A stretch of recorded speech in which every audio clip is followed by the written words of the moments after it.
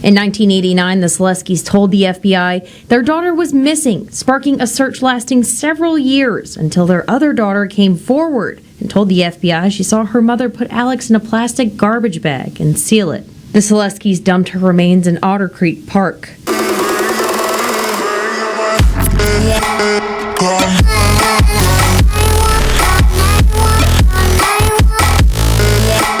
Alexandra Suleski was just 5 years old in 1989 when she died after being placed inside of 2 tied-up garbage bags. This little girl died a slow death as she laid in those bags, gasping for air. Air that smelled of urine and feces because she had defecated and urinated from fear. The truth of what had happened to little Alex would have never been known if Alex's stepsister Nisa had not decided to gather all her strength and come forward to tell the truth 4 years later. This is the heartbreaking life of Alexandra Christine Suleski. Hello, my name is Holly. Welcome to the Murder She Shed, the place we discuss rarely told true crime, like this case, right from my little she shed. If you're tired of hearing the same old crime cases, then make sure you smash that subscribe button in order to visit this nerdy southern gal right here weekly in her little she shed. I'd love to have you. I'm going to be saying Nisa because that's how she apparently pronounced it. I kept wanting to say Nisa. So if I accidentally say Nisa, I mean Nisa. Because most people, when they spell it like this, it's called Nisa. But I seen that it was pronounced Nisa. So we're going to pronounce it like that. Or I'm going to try to in this story. Nisa, who would become Alex's older stepsister, was born in 1977 to her mother, Roxanne Najura. Roxanne was controlling and cruel. Roxanne was able to control Nisa enough to even get her to turn against her bio-father, who was the nice one in the relationship. Soon after her first divorce, Roxanne met Thomas Suleski, who had 2 daughters with a Korean woman he had actually met while he was in the military. Tom was a math wizard who was very into New Age things. He was an instructor at a tech school that Roxanne was attending. He was like a 60s hippie, a rad kind of guy, if you will. And rad hippie-ish, I don't even know, but on with the story. Roxanne and Nisa soon moved in with Tom at his apartment with his 2 daughters, Dawn and Alex. It became clear rather quickly that Tom's 2 daughters would not be treated the same way by Roxanne that she had treated her own daughter, Nisa. Although Roxanne could be rather strict and abusive with Nisa, she had only hit her daughter with her bare hand. Tom, who was a rather laid-back hippie, he didn't like conflict and he didn't interfere when he saw his daughters getting disciplined by Roxanne. Stayed out of it. He was just chill and he didn't want to start any drama in the family. So he just let her do whatever she wanted with his 2 daughters. Alex, who was the youngest, became Roxanne's main target. Both little girls spoke Korean and very broken English, so when they were getting yelled at by Roxanne, they rarely understand why or what she's trying to tell them to do or what she wanted them to do. It was just confusing for them. Alex, who was just 4 when Roxanne began living with them, would often wet on herself. She knew that this would get her into serious trouble, so she would often just sit on the toilet so she didn't infuriate Roxanne when she wet on herself. But this also made Roxanne mad when she would hog up the toilet, saying other people needed in the bathroom. Roxanne was a student at this tech school Tom taught at, and one day while at school, she received a call from the daycare telling her that Roxanne, she had to come get her because Alex had defecated on herself.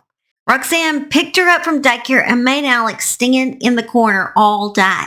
When dinner was served, she ordered Alex's favorite pizza and made Alex watch the rest of the family eat this pizza as punishment. Nisa came home one day from school to a horrifying sight. She had not realized her mom could be so evil, and it came as a real shock to her when she entered their apartment, and it was very dark. But in the corner of the living room, Alex stood frail-looking and naked. Her back had long red stripes running all across it. Some of the stripes were angry red and moist-looking. When Roxanne saw Tom and the girls staring at Alex, she asked them what the hell they were staring at. The moist spots on Alex's back were blood. As their eyes became used to the dark, they could see blood dripping down this little girl's back. In one area, the blood was actually streaked, like Roxanne had tried to wipe her once, but gave up and just let her bleed instead. She stood facing the wall and her tiny body shivered. Tom was too coward to take up for his little girl and just walked into the kitchen without a word being said. Don and Nisa went to their bedroom too shocked and horrified and scared to say anything. Roxanne knew now she could abuse Alex any way she would like, and her cowardly dad would say nothing. When Nisa woke up the next morning, she still saw Alex standing in that same corner. The next time Alex was beaten, it was in front of her sister and Nisa. And this time, Nisa learned her mother was using a belt to beat Alex with. Not long after, on a Saturday morning, Roxanne was watching cartoons on TV with Don and Nisa, while Alex had peed herself and was standing in the corner on top of a garbage bag. Roxanne noticed that Alex was getting tired and started leaning against the wall. This angered Roxanne, so she grabbed the belt and began beating Alex again. After she grew tired of beating Alex with the belt, she then forced Nisa to continue beating this little girl. Roxanne told Nisa if she didn't start hitting Alex with the belt, she would get beat instead. Nisa began hitting Alex with the belt while Dawn looked on in horror, and Roxanne forced her own sister Dawn to hit her with this belt. Can imagine the hurt, not only physically but mentally, this must have been for Alex, that her own sister, who had always protected her, was now beating her with this belt too. Roxanne was smiling because this made her very happy. She now had full control of the whole family, and she fed off of control. The next day, Tom informed Roxanne that his ex-wife Kim asked the court for visitations with her daughters. Roxanne was just very upset because she knew that her mom could see the damage from these beatings on Alex, and this could get her in serious trouble. Roxanne then bathed Alex because she smelled of urine. She hadn't been bathing her, and treated her wounds, hoping she could get them to heal before her mother received any visitation rights. She also fed her dinner because by this time Alex had lost a considerable amount of weight from not being allowed to eat. One day when Nisa came back in from playing outside, she heard voices coming from the kitchen. She walked toward the voices. She could see antibiotic ointment and bandages on the kitchen table. She thought Roxanne must have been trying to clean up Alex. Nisa also noticed a jar of those awful jalapeno peppers that her mom liked so much.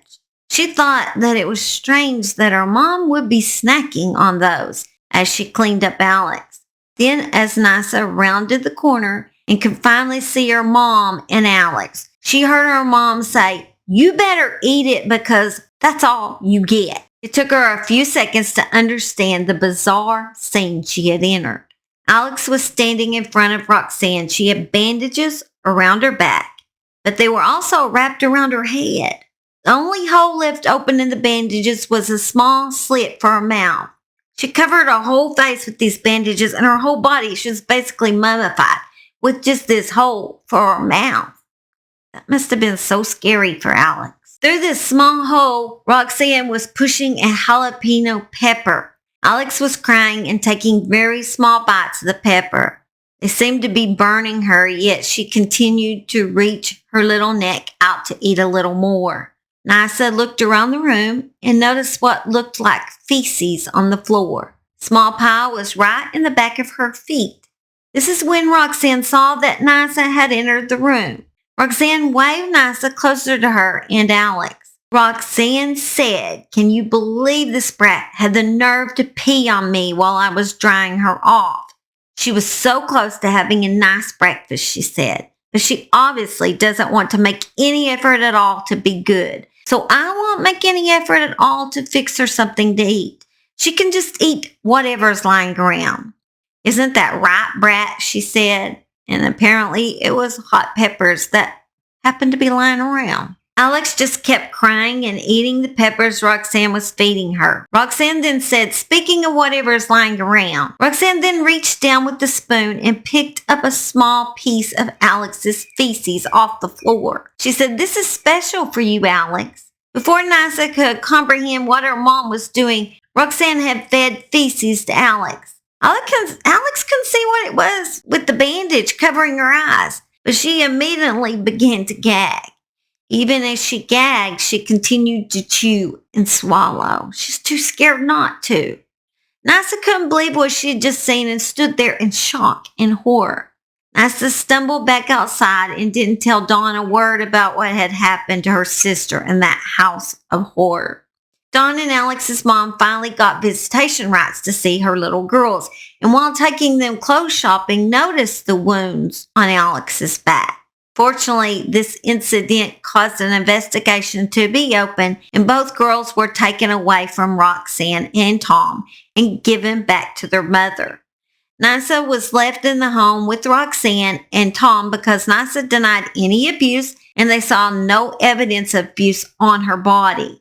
Just a while after that, Roxanne announced she was pregnant, just what we need, with Tom's baby, and they would be getting married. Roxanne also told Nysa that Tom had re-enlisted in the army and they would be moving to Kentucky. But first, Tom was going to abduct his 2 daughters from their mom's home. He had driven by their home and he had noticed them playing in the front yard often and thought it would be so easy to snatch them and just move them to Kentucky where their mother could never find them. However, the mission was aborted after having to chase Alex and Dawn down the street. Roxanne was scared there was witnesses, so instead she started beating on Tom, saying what a failure he was. He couldn't even kidnap his own girls.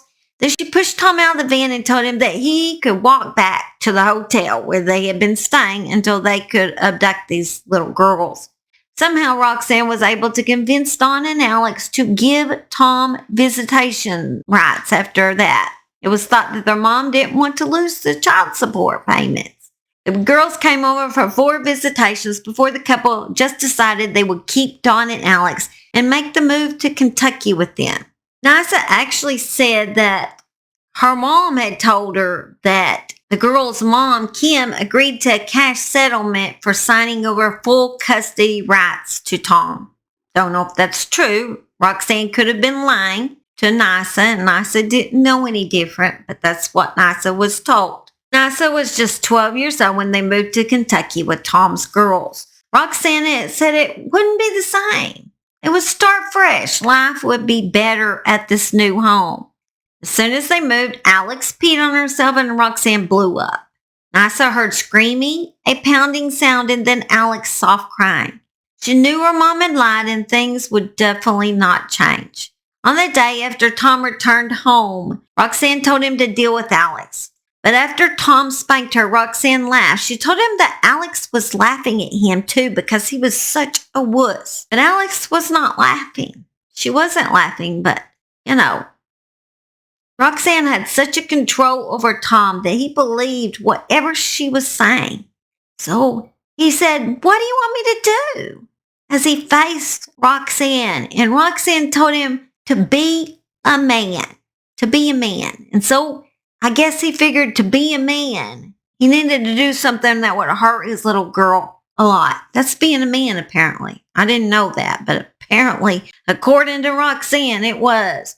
So he took Alex and lifted her up in the air as high as he could lift her, and then just slammed her onto the living room floor, where Alex just started crying. She yelped as she thudded on that ground, then buried her face into the carpet as she cried. Dawn and Nysa thought that Alex might be seriously hurt this time. Afterwards, Alex started throwing up. Alex missed the toilet when she was throwing up, so Roxanne jerked her head over the toilet, and after she finished throwing up in that toilet, Roxanne punished Alex by pushing her head underneath that water with the throw up inside of that toilet. While doing this, Alex's head slammed into the side of the toilet. The beatings on Alex began escalating again the further Roxanne got along in her new pregnancy. Alex was required to stand in a cardboard box that was lined with a plastic bag with her hands outstretched and stand there and stay there while she watched the family eat dinner. For hours, she would stand there with her arms outstretched and she couldn't drop her arms. She couldn't lean against the wall. She just had to stand there for hours and hours. Alex was made to sleep in the floor so she would not wet on a bed. Nysa would always see bruises on Alex, and Alex was not allowed to start attending school until her bruises began to heal. Alex wasn't allowed to go outside and play either. She stayed in the trailer at all times. On the day before Nysa and Dawn were to attend their new school in Kentucky, Nysa had went to ask her mother, who was in her bedroom, if there was any clean underwear for her to wear to school tomorrow. When she entered her mom's bedroom, she smelled an awful smell emitting from the room. She saw Roxanne bent over a black plastic bag that was sitting in a large shallow box. The bag had not been closed, but the top of it had been folded in such a way that Nysa couldn't see inside.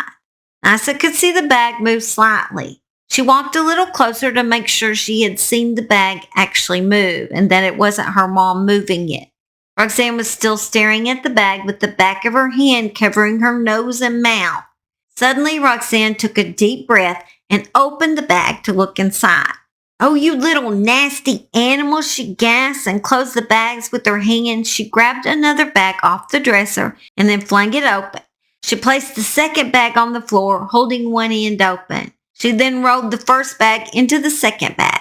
She picked a bag tie off the dresser and tied up these bags. While she did this, she yelled toward the bag, "You want to shit all over the place? Then you can live in your own filth because I'm not going to deal with it anymore." With that, she pulled at the tie she had made, satisfied that it would hold tight, and turned toward Nysa. Nysa heard sounds coming from the bag. She heard a deep gasping sound coming from this bag and realized it was Alex inside that sealed bag gasping for air. Roxanne then rushed Nysa and Dawn to bed for the night because they needed lots of sleep for the first day at their new school. The next day, Nysa couldn't even concentrate at her new school for wondering about what was happening to little Alex at home. After school, Nysa learned that Alex was dead and Tom had wanted to call the ambulance. Roxanne told him they couldn't call the ambulance because Nysa and Dawn would be taken away. Roxanne came up with the plan of disposing of Alex's body and calling authorities afterwards and telling them that Alex had wandered off and got lost. They put Alex's body in a box, buried her in the woods in Otter Creek Park in Meade County, Kentucky. Nysa had no clue where they had taken Alex's body because she stayed at home waiting for Dawn to get home from school. Nysa was too scared of her mother to tell anyone what had happened. That included Dawn. The news put out that Alexandra was last seen playing outside of her family's residence at the Duval Mobile Home Park on South Wilson Road near the 1100 block of Dixie Highway in Radcliffe, Kentucky at 2 p.m. on October 23, 1989. Tom and Roxanne didn't report her missing until 3 days later on the 26th. Then a large search was conducted. Officers would go out in teams to do a door-to-door canvass in a half-mile radius of that Duval Mobile Home Park where the family lived. The officers took notebooks with them and talked to people at various residences to try to find out where, if anyone had saw or heard little Alex. Authorities initially believed she had wandered off and just fallen into one of the many sinkholes in the area.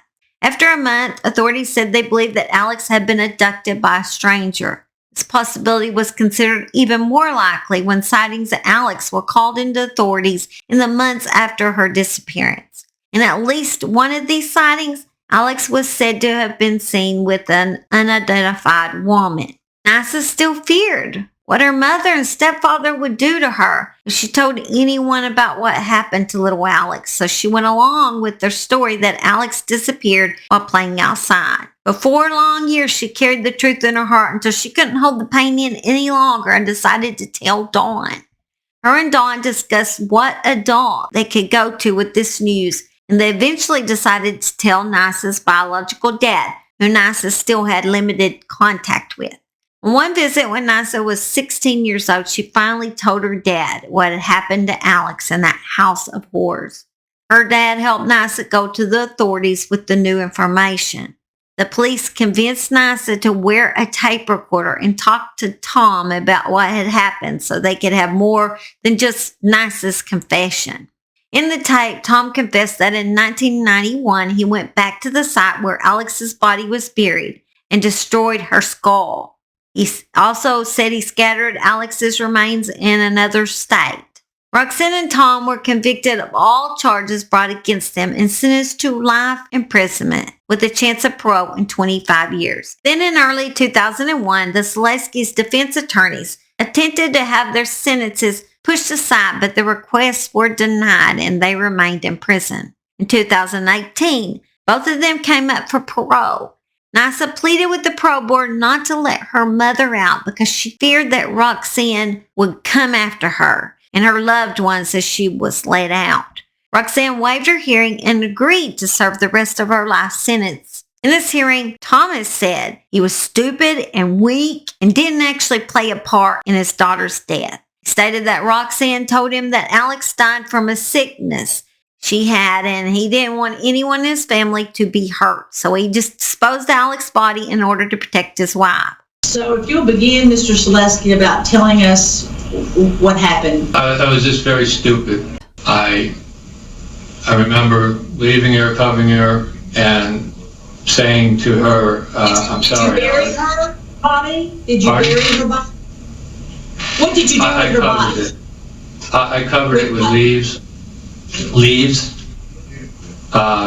It was fall time, so there was a lot of leaves. I just covered it with leaves. Thomas and Roxanne have since divorced. Thomas was denied the possibility of parole until 2028. Alex's body has never been located despite her father and stepmother's conviction in relation to her murder. She remains listed as a missing child and her case is classified as a non-family abduction. Alex, may you finally rest in peace. Just heartbreaking that she had to go through such awful things and how people can be so evil. Speaking of heartbreaking, I'm sorry it took me a little bit to make a new video. I've just been really struggling. I didn't put my oldest dog on here very much, but his name was Buddy. And I had to put him down. And it was the hardest thing I ever had to do. He is 14 years old. He could no longer walk. He was in so much pain. And I knew, even though I didn't want to make the decision, I knew the right decision was. And I needed to get him out of his misery. I needed to not be selfish. And I wanted to be selfish because I didn't want him to die. I wanted him to live forever. He was my buddy. That's why I called him Buddy. And I have 3 dogs, and y'all know that, but each dog was special to me. And little Buddy was my first love in a dog. I loved him so much. And he's got me through so many hard times. He's got me through counseling sessions. I know that y'all know that, or some of y'all know that I was sexually abused by a neighbor when I was about 7 years old. It's got me through all this struggle in my life of dealing with that.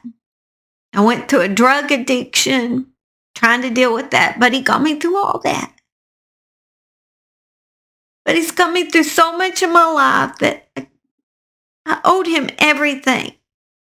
I owed him everything. And Kevin said, Holly, you don't have to be here. I can take care of this. You don't have to be here. We did it at home. We had the vet come to our home, and we did it at home so that he could be in the comforts of his home when he died. The day before we put him to sleep, or actually the morning before we put him to sleep, we took him to his favorite spot on the lake. We let him lay there on the beach. We sat there with him. Then we brought him home. We let him play with the other dogs, which he really couldn't be a lot of playing because he wasn't very playful, but we let the other dogs enjoy him. Took a picture with all of them, which this is the last picture we took of them. Then we fed him a great big steak. The biggest steak. Had to cut it up real little because his teeth wasn't very good anymore. And then we called the vet over, and he come over. We actually know him. So he was willing to come over at our convenience and everything. And he came over, and it was quick.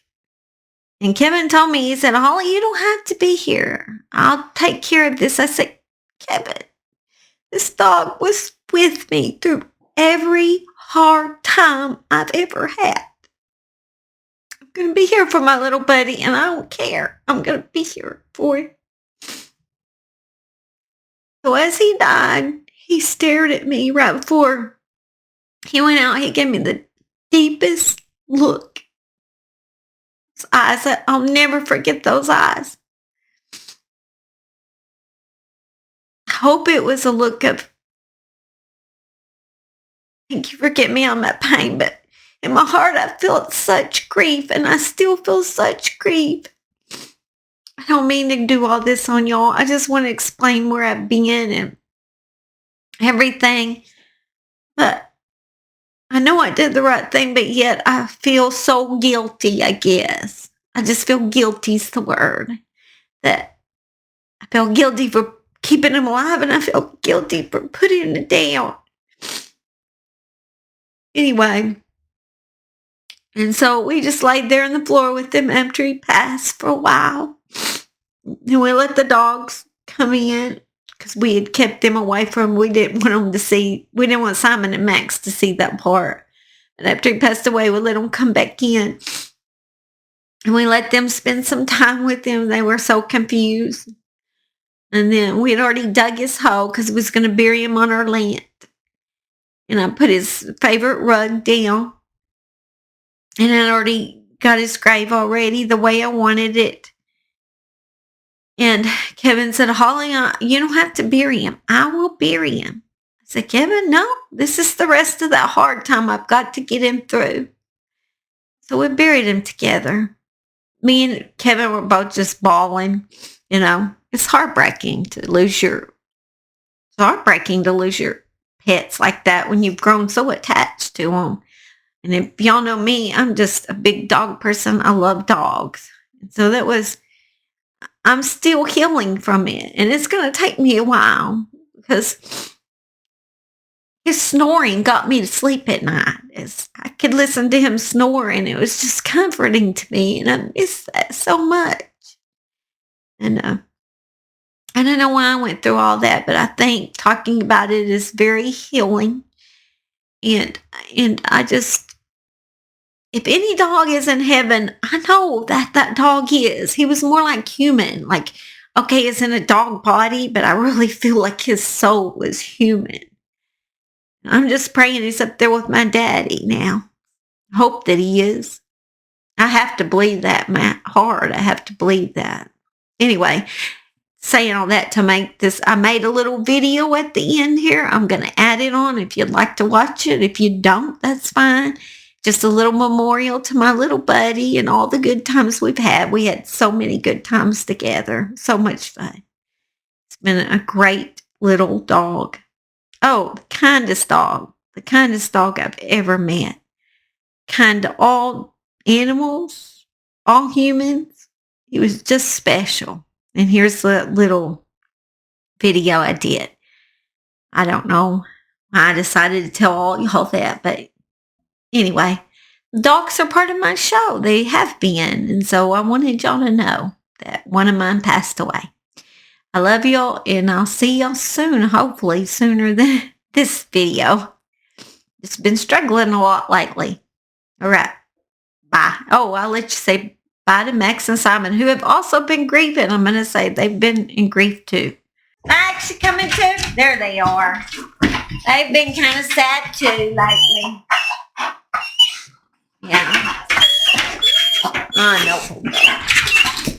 All right, tell them bye. So we'll see you next time at the Murder She Shed. Also, do you want my new She Shed sign? Yeah. All right, let's go. Let's go have some fun. If good dogs go to heaven, that's where mine's gotta be. Jumping through the waves and playing fetch on a beach by the crystal sea. I bet he's riding around with Grandpa on those shiny golden streets. And if good dogs go to heaven, he'll be at those pearly gates waiting on me.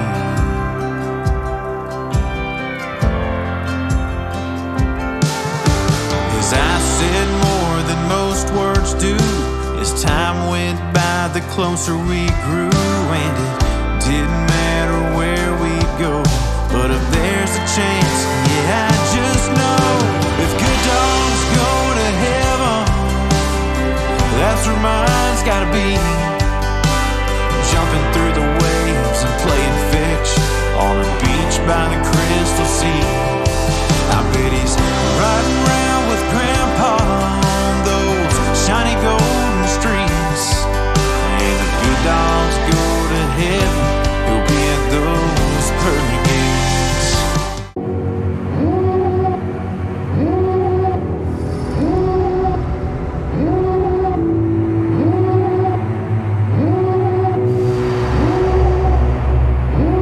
Devil in a red dress, call 911, I'm a killer.